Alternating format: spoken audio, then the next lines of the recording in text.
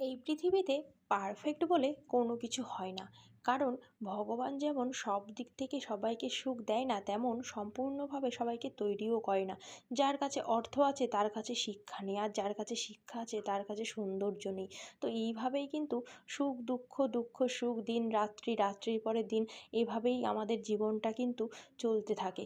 তো কখনো আমরা কাউকে চেহারা দিয়ে বা সৌন্দর্য দিয়ে বিচার করে থাকি, কিন্তু এটা করা একদমই ঠিক না। চেহারার সৌন্দর্য সারা জীবন থাকে না, মনের সৌন্দর্যটাই কিন্তু সারা জীবন থাকে। আর মনের সৌন্দর্যটা তারাই পছন্দ করে যারা আলটিমেট মানুষ চেনে। আর চেহারার সৌন্দর্যটা তারা পছন্দ করে যারা যারা তোমাকে খারাপ চোখে দেখবে বা কুনজরে দেখবে। তাই বলছি, কখনও কারোর চেহারা বা পোশাক নিয়ে বিচার করতে যেও না। কারণ প্রত্যেকটি মানুষের মধ্যে খুঁত থাকে। কখনও পারফেক্টভাবে কেউ তৈরি হয় না, আর কোনো জিনিস সম্পূর্ণভাবে তৈরিও হয় না। তো ভিডিওটি